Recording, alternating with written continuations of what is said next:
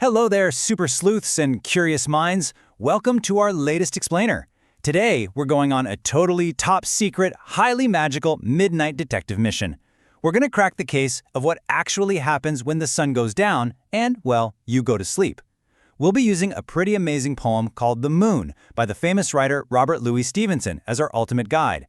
So grab those magnifying glasses, flip on your flashlights, and let's get ready to explore the hidden world of the night. But actually, before we open our magical poem, I want you to be a nighttime explorer for just a second. Imagine you're in your bedroom right now, and it's way past your bedtime. You tiptoe over the glass. What do you see out there? What looks different compared to the bright sunny day? Is it super dark? Are there long, kind of spooky shadows stretching across the grass? Maybe you see the glow of a street lamp. Or maybe it's just really, really quiet.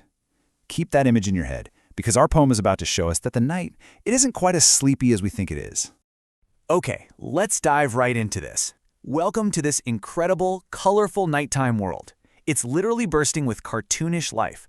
Up in the corner, we've got a very cozy-looking fox wearing a sweater, just sitting on a tree stump enjoying a nice warm cup of tea. And down below, there's a giant, wide-eyed orange cat pouncing right on the tail of a little brown mouse.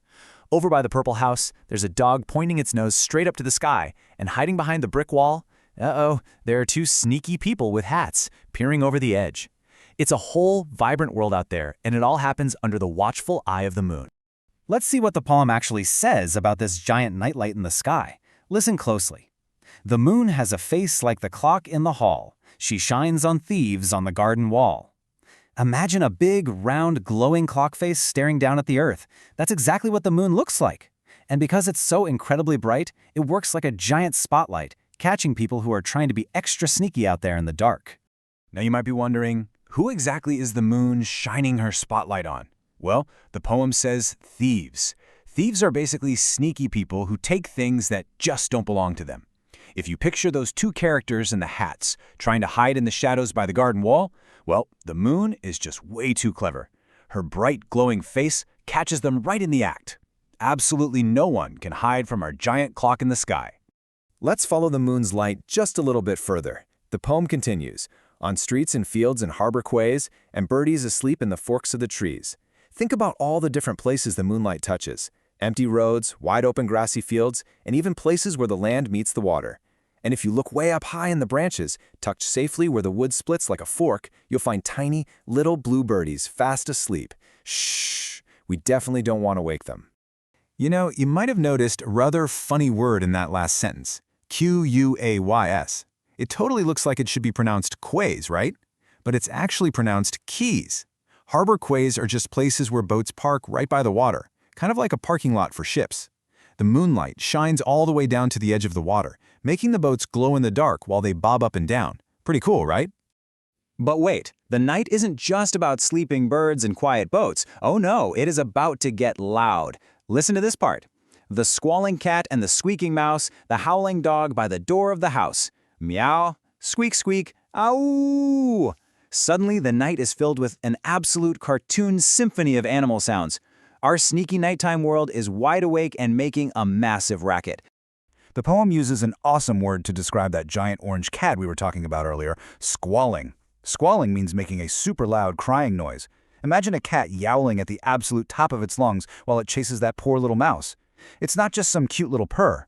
It's a huge, dramatic meow echoing all through the nighttime streets. And this brilliantly illustrates just how wild the midnight hours can actually be. Think about our crew of noisy night creatures. We've got the squalling cat crying out loud, we have the squeaking mouse running for cover, and of course we have the howling dog sitting right by the purple door of the house, singing a loud song straight up to the moon. While you are snug in your bed dreaming, this highly energetic crew's outside throwing a giant noisy party. So who else loves this midnight party? Let's read the next lines. The bat that lies in bed at noon, all love to be out by the light of the moon. Think about that for a second. When you're at school eating your lunchtime sandwich right at noon, the bat is upside down in his cave just snoring away. He sleeps right through the brightest part of the day just so he has enough energy to fly around in the moonlight with the cat, the mouse, and the dog. Now, what's really interesting here is how the world is basically split into two completely different teams. On one side, we have Team Night, the cat, the mouse, the dog, and the bat. They're loud, they're fast, and they absolutely love the dark. But on the other side, we've got Team Day. This team is made up of the sleepy bluebirdies, the beautiful flowers, and most importantly, children, just like you. Team Day loves the warm sun and gets very, very sleepy when the big moon clock rises up in the sky. So what does Team Day actually do when Team Night comes out to play? Our poem tells us softly, but all of the things that belong to the day cuddle to sleep to be out of her way. When the moon comes up and shines her bright face over the wall, the daytime creatures know it's time to settle down. They cuddle up close, nice and warm, staying way out of the way of the squalling cats and the flying bats. They just leave the playground of the night entirely to the moonlight creatures. And finally, our poem whispers to a close. And flowers and children close their eyes till up in the morning the sun shall arise. Just like those little blue birds in the forks of the trees, you close your eyes.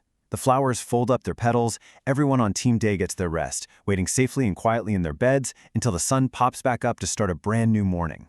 So, what's the ultimate secret clue we've uncovered on our nighttime detective mission? It's this: the world is always active. You know, it's so easy to think that when we go to sleep, the whole world just turns off like a giant light switch. But this brilliant poem shows us that the world literally never stops. When your day ends, a whole new, lively, noisy, cartoonish world of howling dogs, sneaky thieves, and sleepy bats is just waking up to begin theirs. It's a continuous, beautiful cycle. So I want you to think really hard about this tonight. Next time you go to bed, pull up your blankets and close your eyes. Who is just waking up outside your window? Is it a squalling cat? A bat taking flight? The magic of the night is always out there, just waiting in the moonlight.